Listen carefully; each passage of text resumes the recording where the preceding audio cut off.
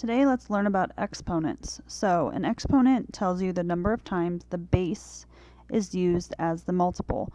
So if we look at the example that we have here, the 4 is the base. So the base is the big number. We have the big base.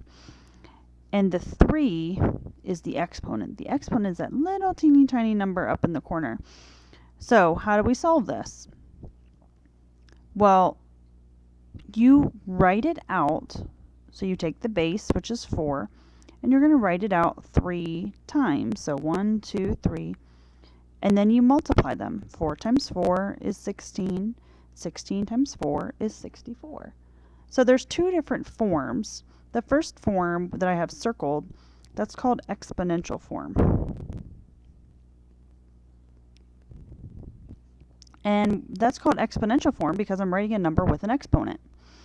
Now the second one is called expanded form. And that is when you're stretching out the numbers that are in the exponent. So how many times are you multiplying the exponent together?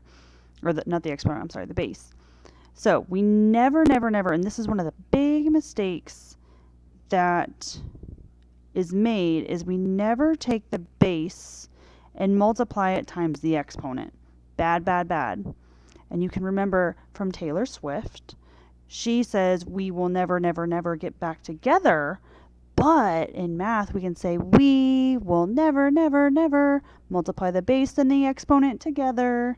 So if you need me to sing the song, we can sing the song in class. Remember that any number to the 0 power is always going to be 1.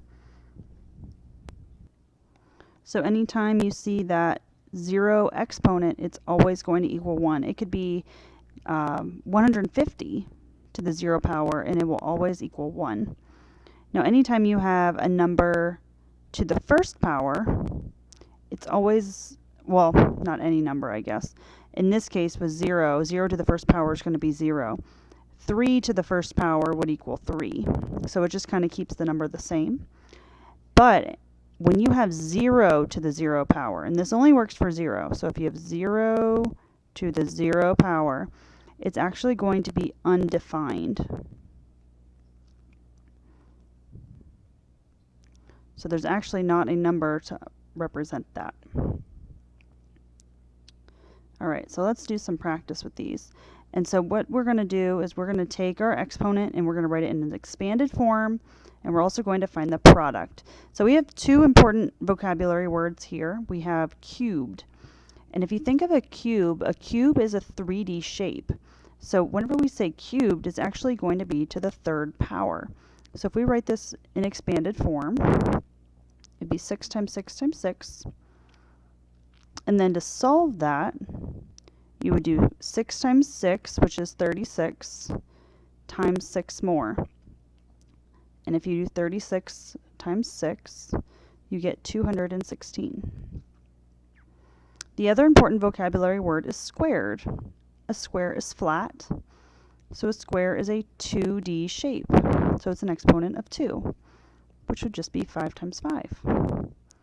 And the product of that would be 25. The last one, let's do together, 6 to the first power. In expanded form, it would just be 6, 1, 6. And the product would just be 6. So what I want you to do is I want you to pause. And I want you to do 4, 5, 6, 7, and 8. Find the exponent. Find the expanded form if need to. And then find the product.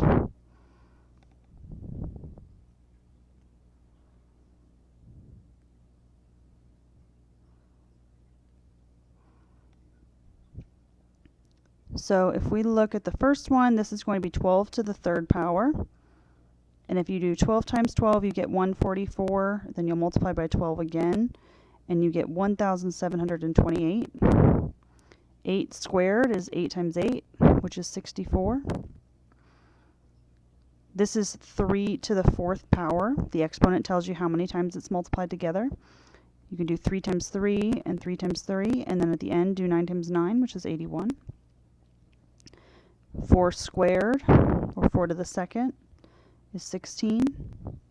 And then this is 1 to the 1, 2, 3, 4, 5, 6, 7, 8th power, which gives me just 1. So let's use that and let's talk about perfect squares. Now, we're actually talking about a physical square. I want to make a square, and whenever you make a square out of boxes, it has to be the same across the top as it does along the side. So I have 2 squares across the top and 2 squares across the side. That's what makes it a square. So if I do 2 times 2, I get a square that has 4 pieces in it. And we're going to draw these. So the integer squared, so we have 0 to the 2nd power. So we could write that out as 0 times 0, and then we just wouldn't have anything in the picture. So that would be 0. Now, if we flip over to the next page, you have a grid there.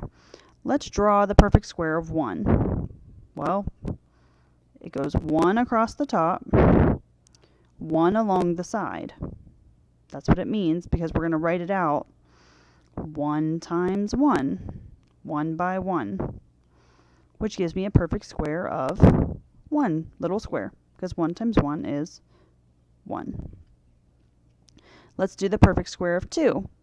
2 times 2, or 2 by 2.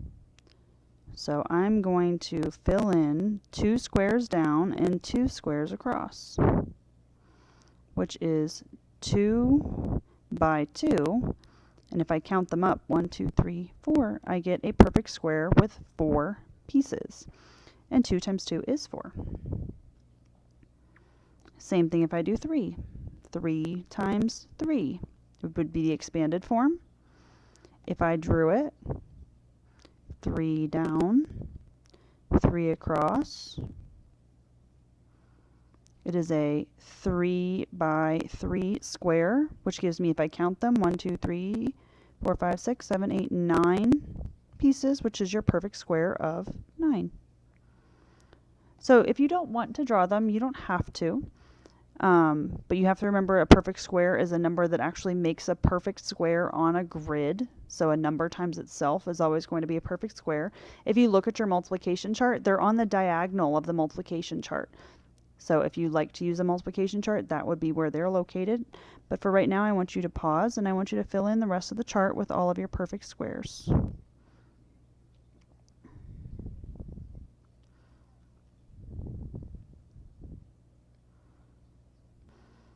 And here are all your answers.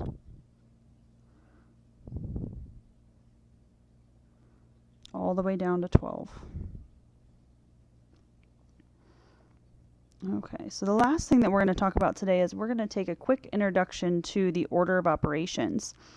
And so instead of using PEMDAS, which I think you've seen in elementary school like this, we write it out a little bit different just to kind of add in some of the other pieces. So we actually use GEMDAS.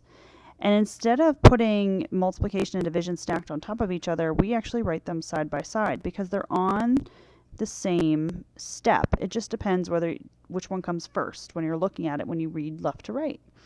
So our first symbol, or the first step, is going to be our groupings. And we're going to learn about a lot of groupings this unit, but those are typically your parentheses,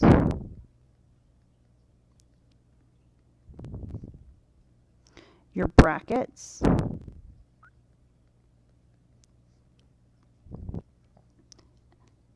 absolute value. So I know we looked at absolute value as just a simple, the distance from 0, but now we are going to have to look at it as a grouping symbol.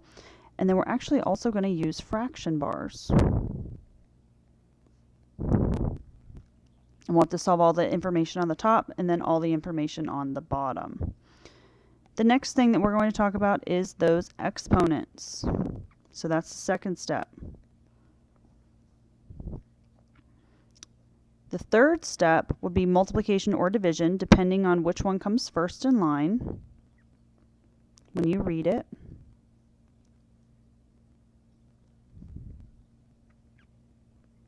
And the same goes for adding and subtracting, whichever one comes first from front to back. So let's look at some examples. The first example, Do I have a grouping? And I'm going to write out GEMDAS over here so I can keep track of my steps. So do I have a grouping? Well, I have a grouping right here. 6 minus 3. Well, 6 minus 3 is 3.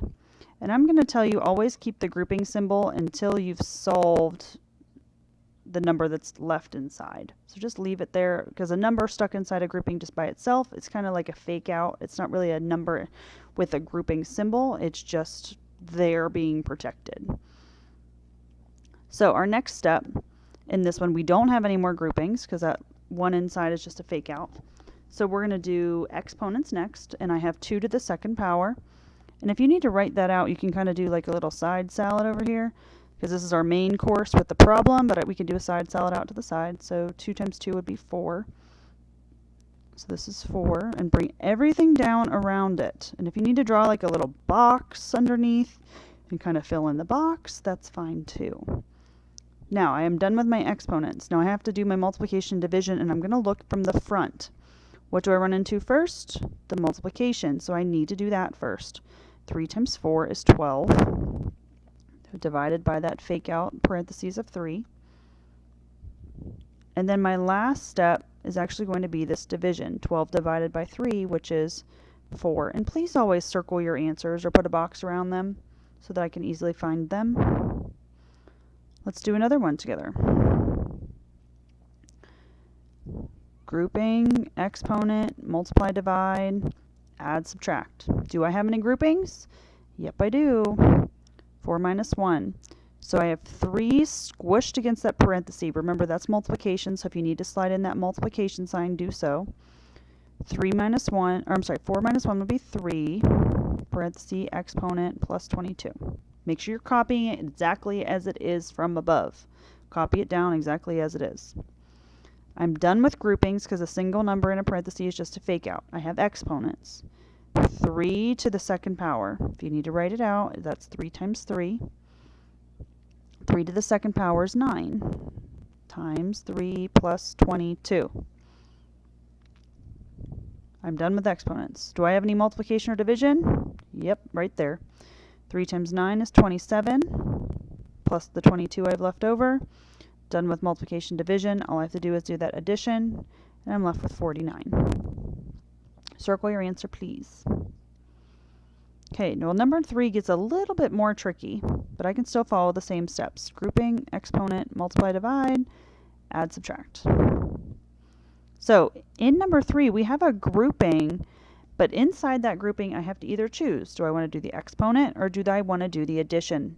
And an exponent comes before addition does. So I need to solve that exponent inside the grouping first. So that's going to be written out 2 times 2 times 2.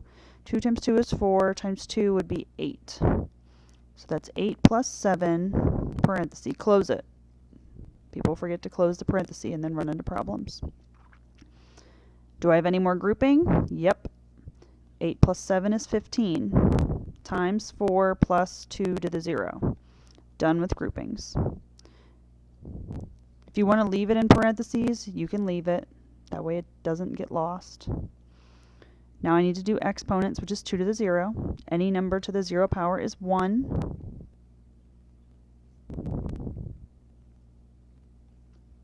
Done with exponents. Do I have any multiplication or division? Yes, I do. 15 times 4. Well, 15 times 4 is 60 plus 1. No more multiplication division, so I just have to add, which is 61. Circle my answer at the end. So before I set you loose and have you do some of your own, I want you to look at the next page, and this is our last page we're going to do together. We're just going to figure out what would be the first step, and I just want you to circle it. So if we look at number 1, I have a grouping. I have to solve the grouping first. So I want you to pause. I want you to do up to number 6. Just circle what would be the first step.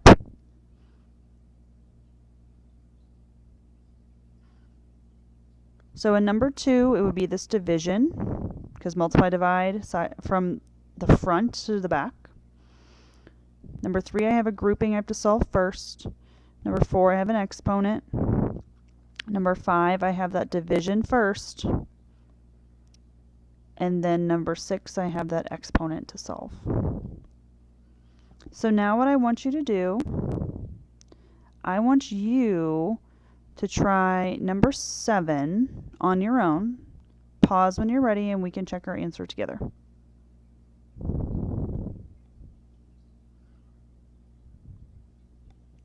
Grouping, exponent, multiply, divide, add, subtract. I don't have any groupings. I don't have any exponents, so I have to look at my multiplication division from front to back. Division comes first, so it's going to be 8 plus 6 divided by 3 is 18 times 7. Oh, not 18. My fault. 2. I was doing multiplication. Come on.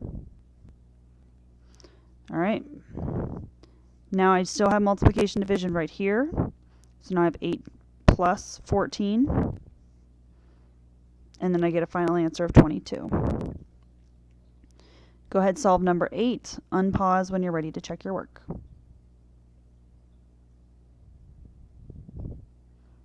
Grouping, exponent, multiply, divide, add, subtract.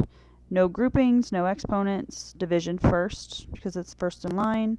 6 plus 8 divided by 4 is 2 times 9. Multiplication, 2 times 9 is 18 plus 6. 6 plus 18 is 24. Okay, I want you to try the bottom 2 on your own. When you're ready, unpause and we can check your work together.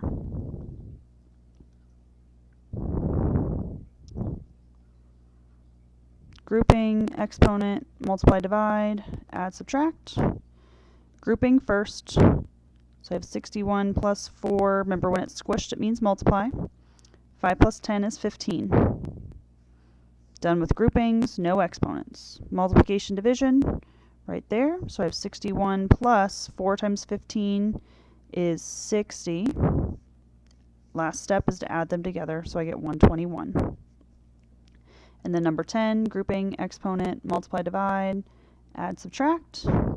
Grouping first, so I have 16 plus 48 minus 12 is 36. You can leave it in parentheses so it doesn't get lost. No more groupings because it's a fake out. No more exponents. There weren't any when we started. Multiply, divide. That's the only step there is 6 plus 16. And then last step, 16 plus 6 would be 22. Make sure you check in with your teacher if you're having any trouble.